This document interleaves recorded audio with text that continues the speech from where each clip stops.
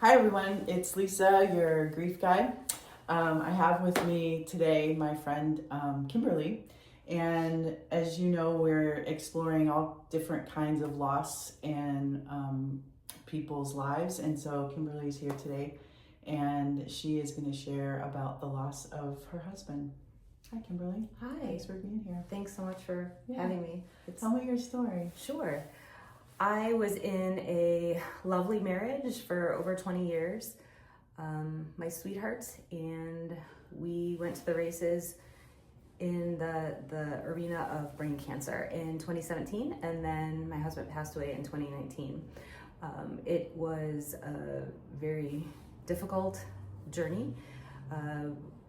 We were best of friends, and we had two young children, and I would say that we did our best to provide him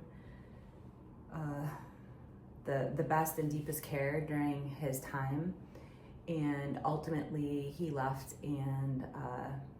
this earth and met his maker. And there were so many moments along that time that I found grace, but also found such deep despair within the overall process. And so in becoming who I am now and continuing to work on my grief journey, I have been able to think of things that have helped me and then have absolutely not been part of what has worked for me. Can you say a little bit more about that? Because I also know you have two children as well. And what were their ages when your husband died? Yes. My husband passed away when my son was 10, and the day before my daughter's 16th birthday. Oh. And so to have children at those two critical ages, and then to be a young professional myself, my entire world crashed. Now, it didn't crash overnight. It crashed slowly over time. And we all will lose people that we love at some point in our lives. We all will have our own journey, and the journey is special to us. And I believe the time that I had with my husband on earth was so impactful, but what I have really taken a deeper dive into is the deep despair that I've had during that time. So I remember sitting by his bedside after he passed in hospice and waiting for the ambulance to come to bring him down to the hospital because he was donating his body for science. And so they were going to do that and then prepare for funeral expectations, and just to prepare him to sit there and to just say, life is not linear. And in my journey, there was this anticipatory grief, knowing the end was coming, where there are people that have sudden loss. And so I had this extended loss and two young children, and having a terminally ill parent and spouse. It is the inevitable is there, which it is for all of us. Sure. However, that was so gut-wrenching. So during that time of care, still getting up, preparing meals, being present for him, holding a big job, which was within servant leadership and taking care of others. So to try to find ways to carve out time to take care of myself was truly challenging. Truly challenging. Of course.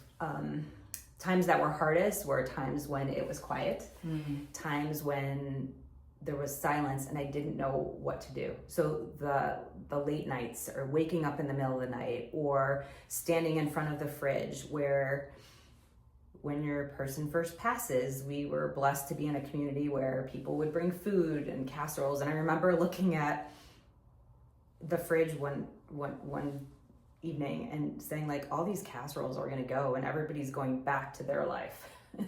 But my journey, this part of my journey, is just starting, and it feels so abundantly lonely. And that was a pivot point. That was a point where it was like, holy cow, now what? And I had to keep waking up and showing up and getting out of bed because I had 2 young ones that were depending on me. I had people at work that were depending on me. I had to figure out how to continue to depend on myself. And so what did that look like? And so over time, I've really come to really this like cycle of conscious becoming. So identifying where I am in a moment and acknowledging it and letting it flow. I do that now as we sit here, and it's years later, but it's still very raw.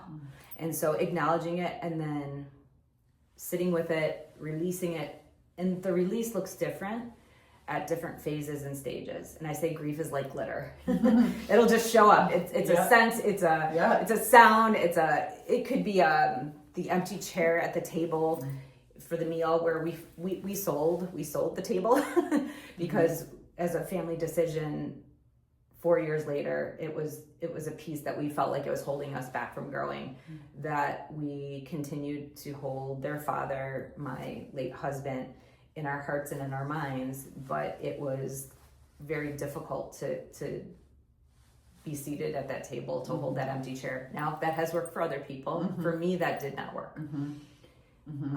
Yeah, I love that story, actually. And I love what you just said, right? Because some people might hear that and go, right? Like that, wait a minute, like that's the chair he sat in, like that was our family time, right? Yeah. But again, that's such an important point in grief, is that we have to be able to find those things, those rituals, those practices that are comforting to us, right? And that are work for our family. So sell the table. Yeah. Right? If you need to sell the table, sell the table. Yeah. And if you don't, then don't. Right. But right. Thank you for sharing that. That's a really good story. And I also think that there's some I don't know what the word is, either bias or prejudice around spouses who die but still have children, right? So when my son died, I don't think anybody would have blinked an eye if I would have stayed in bed for 6 months, right? But your husband died and you have 2 children. Had you stayed in bed, there would have been judgment around that. Absolutely. There would have been huge judgment around that. Well, you still have 2 children. Like, you've got to get up, you've got to live, you've got to do all the things, right? And you do. And I feel like sometimes that puts your grief in the background. Yeah. Right? Yeah. So how did you find ways, Kimberly, to allow yourself to grieve and take care of your children and go to a job? What helped you? Like, how did you do that? I remember the words of another widow that came into my life. We shared children of similar ages. She had been many years ahead of me within the journey. But I remember something she had said to me early on, and it was, just do the next thing. And that has stuck with me, and I've shared that with others as well. So it might be, just take the next breath, just take the next beat, get up, take that shower, brush your teeth, go for a walk, whatever the next thing is. Don't look at the whole canvas, because looking at the canvas at first was very scary, lonely, blank, devastating. But to look and to have the feel of, I don't have to know what it is. I don't have to know what the writing is. I just need to do the next thing, and that will come forward for me. So some different things. One was faith. And I haven't been somebody, because I have worked as a public servant, you don't really share your likes, your dislikes, your faith so much in your political views. But my faith and surrender. Faith and surrender were the first 2 pieces. And so for me, I believe in a higher power. And I knew that even in the gut-wrenching moments of feeling so lonely, that I was never alone. And so for me, that brings still a sense of peace, so that will work. And then the other piece is surrender. And the reason I say surrender is it's messy. It's messy all the time. It's still messy. And to give up control, which is hard because you want to. And there were times I wanted to control the grief for my kids and put everything in place, but you can't. So everybody's journey is different. And also to surrender to others that were trying to bring comfort to me. And sometimes I feel angry at certain things that people would say, but I also found that would be different for other people, right? So it's, you might say. Sure. So just to let that roll. And then the other part was really permission to absolutely feel everything. So to feel it and to feel the messy. And another piece that I think you and I share, and we talked about before, but to make time to grieve. And so it could be take a hot bath, go down a country road with music on and scream. Yes. Yeah. I just saw something, I don't know if it was on Facebook, but it was like one of those things, and it said, do you want to meet me in the woods and scream? And then we'll go for coffee after. Yes, totally. Yes, I want to do that. Yeah, to do that. And then to find connection for whatever that means. And that happens in our stages of life, inside and outside of grief. But find those that you connect with that help you for the parts of life or those chunks of grief that you're going through. And you know how that happens? Faith, stillness, and surrender.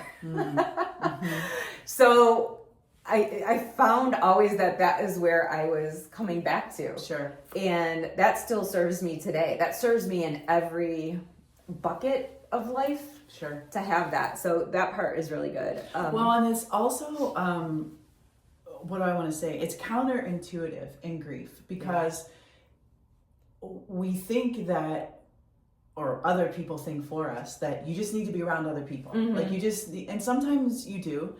And there's also this beauty that comes in silence and in solitude because it allows you to grieve. Yeah.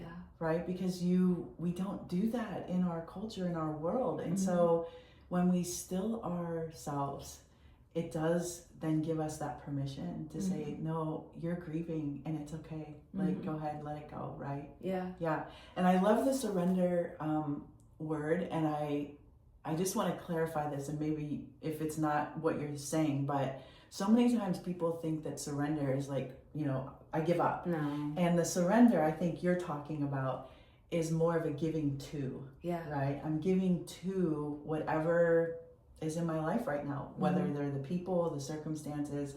And that to me is also sacred because it's a giving to and not trying to fight what is. Right? Is that? Yeah, that is spot on.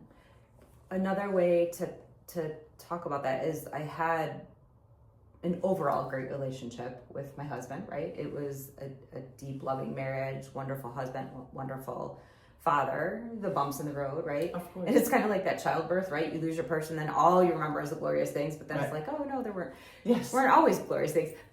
But what there was is a true teamwork and partnership. And so the void of not having somebody to talk about your day with at the end of the day, or to make the parenting decisions. I was a one-woman show.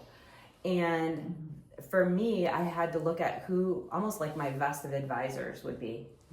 And part of the surrender was my 2 kids were. And so what we became was a party of 3, which was empowering to them and allowed me to peel off, step away, and let them go through their grief journey in their own way.